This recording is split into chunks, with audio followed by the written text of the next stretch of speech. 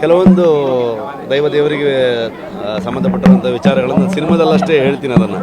ಅದರ ಬಗ್ಗೆ ಹೆಚ್ಚು ಮಾತಾಡೋದಕ್ಕೆ ಹೋಗಲ್ಲ ನಾನು.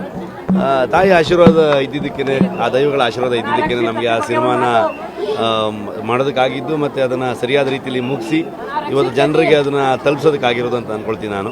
ಖಂಡಿತವಾಗ್ಲೂ ನಮ್ಮ ಇಡೀ ತಂಡದ ಮೇಲೆ ಆ ತಾಯಿ ಆಶೀರ್ವಾದ ಇದೆ ಅಂತಲೇ ನಾನು ಯಾವತ್ತೂ ಸರ್. ಒಂದು ಈ ದೈವಾರಾಧಕರೆಲ್ಲ ಈ ಸಿನಿಮಾ ಬಗ್ಗೆ ಒಂದಷ್ಟು ವಿರೋಧಗಳು ವ್ಯಕ್ತಪಡಿಸ್ತಾ ಇದ್ದಾರೆ.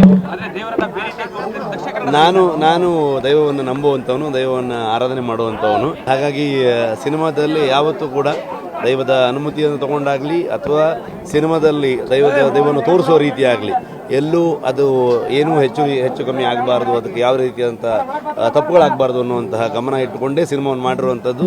ಎಲ್ಲ ಹಿರಿಯರ ಒಂದು ಮಾರ್ಗದರ್ಶನದಲ್ಲಿ ಸಿನಿಮಾ ಮಾಡಿರುವಂಥದ್ದು.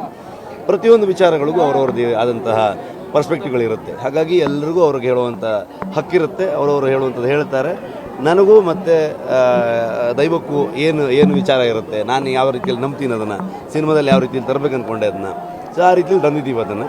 ನಾನು ಹೊಸಬ ಅಲ್ಲ, ಇದು ಹಿಂದಿನೂ ಕೂಡ ತಂದಿದ್ದರು, ಮುಂದೆನೂ ಕೂಡ ತರೋರು ಇರ್ತಾರೆ. ತರೋರು ಸರಿಯಾದ ರೀತಿಯಲ್ಲಿ ತರಬೇಕು ಅಂತ ಅಂದ್ಕೊಂಡು ನಾನು ಹೇಳ್ತೀನಿ ಅಷ್ಟೇ.